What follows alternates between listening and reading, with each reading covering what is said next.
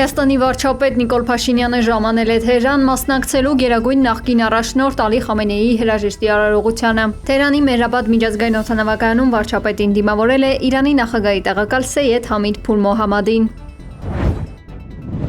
Նիկոլ Փաշինյանը կմեկնի Ռուսաստան մասնակցելու Ինպրոմ 2026 ցուցահանդեսին։ Վարչապետը ելույթ կունենա հուլիսի 6-ից 9 Եկատերինբուրգում կայանալիք ցուցահանդեսում։ Ելույթ ունեցողների թվում են Ռուսաստանի Դաշնության վարչապետ Միխայիլ Միշուստինը, Բելարուսի վարչապետ Ալեքսանդր Տուրչինը, Ղազախստանի վարչապետ Օլժաս Բեկտենովը եւ Ղրղըզստանի վարչապետ Ադիլբեկ Կասիմալիևը։ Այս տարվա ֆորումի հիմնական թեման է արդյունաբերություն 360, արտադրություն առանց սահմանների։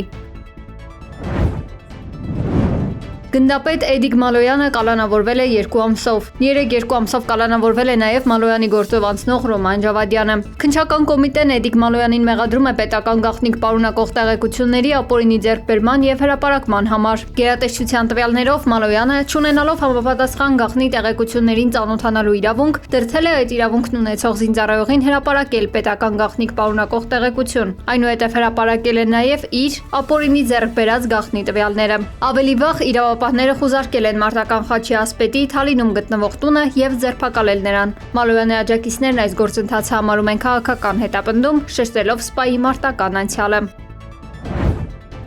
Որոշել է 1 ամսով երկարացնել բանտային կալանքը։ Կրթության գիտության նախկին նախարար Արմեն Աշոտյանի կալանքը 1 ամսով երկարաձգվել է։ Լրագրողներին ասել է նրա պաշտպան Ռուբեն Մելիքյանը։ Ըստ քննչական կոմիտեի Աշոտյանը 6 անձի հետ համագործակցությամբ չարաշահել է պաշտոնական դիրքն ու ֆինանսների նախկին նախարար Գագիկ Խաչատյանին եւ նրա որդուն Արտյոմ Խաչատյանին օժանդակել ձեռք բերել օտարման ոչ ենթակագույք։ Աշոտյանը կալանավորվել էր այս տարվա հունիսի 5-ին։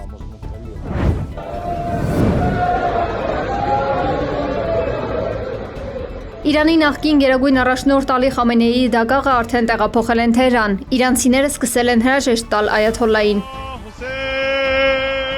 Հրաժեշտի մեծ արարողությունը տեղի կունենա Իսլամական Հանրապետության մի քանի քաղաքներում։ Այն կտևի մինչև հուլիսի 9։ Հաղորդվում է, որ ՍՔՕ միջոցառմանը կմասնակցեն շուրջ 100 երկրների ղեկավարներ։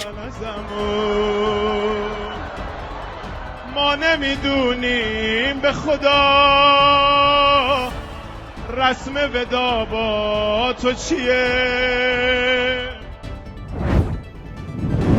Իսրայելը ծրագրել էր վերացնել իրանցի բանակցողներին, Իրանի արտգործնախարար Աբաս Արաղչիին եւ Իրանի խորհրդարանի նախագահ Բաղեր Ղալիբաֆին, գրել է The New York Times թերթը։ ԱՄՆ վարչակազմը խուսափել է դրանից, երբ Վաշինգտոնը ապրիլին սկսել է հրադադարի բանակցություններ Թեհրանի հետ, խնդրելով իսրայելական կողմին հրաժարվել այդ ծրագրերից։ Իրանը Իսլամաբադում կայանալիք բանակցություններից առաջ ԱՄՆ-ից անվտանգության երաշխիքներ է խնդրել, վախենալով Իսրայելի գաղտնի գործողություններից։ Ըստ New York Times-ի Թեհրան վերադարձող ինքնաթիռում Իրանի անվտանգության ծառայությունները հայտնաբերել են Ղալիբաֆի ինքնաթիռին հարվածելու սպառնալիք, որից հետո կատարվել է արտակարգ վայրեջք ու պատվիրակությունը ցամաքով է վերադարձել։ Ապրիլի 12-ին միջազգային լրատվականները հաղորդել էին, որ Ղալիբաֆի ինքնաթիռը արտակարգ վայրեջք է կատարել, չնշելով պատճառը։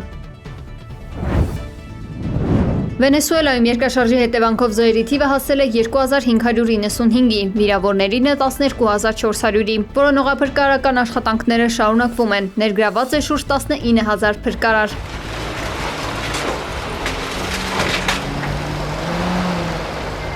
Երկրի ժամանակավոր նախագահ Դելսի Ռոդրիգեսի հրամանով ստեղծվել է $200 միլիոն վերականգնման հիմնադրամ։ Նախնական գնահատականներով երկրաշարժի հասցրած տնտեսական վնասը կարող է գերազանցել $10 միլիարդ։ Երկրում շարունակում են գրանցվել հետցնցումներ, սակայն սեյսմոլոգների տվյալներով դրանց ուժգնությունն ու հաճախականությունը վերջին օրերին նվազել են։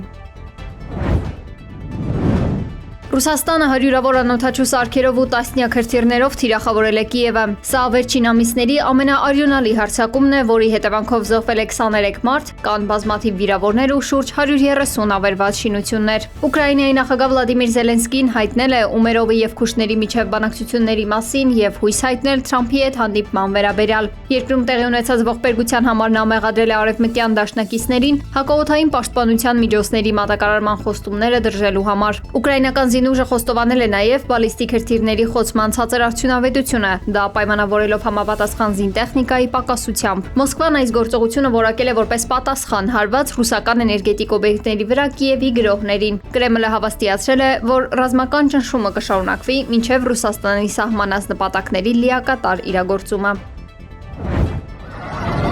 Դամասկոսի կենտրոնական թաղամասերից մեկում տեղի ունեցած պայթյունի հետևանքով զոհերի թիվը հասել է 10-ի, կա 22 վիրավոր, նրանց տեղափոխել են հիվանդանոց ծանր վնասվածքներով։ Դամասկոսի նահանգապետը հայտնել է մեկ կասկածյալի հետապնդման եւ ձերբակալության մասին, սակայն հստակ չէ, թե կոնկրետ որ կազմակերպությունն է կանգնած տեղի ունեցածի հետևում։ Իշխանությունները պայթյունը որակում են որպես երկրի կայունացումը խաթարելու փորձ, թեև ահաբեկչական որևէ խմբավորում դեռևս պատասխանատվություն չի ստանձնել։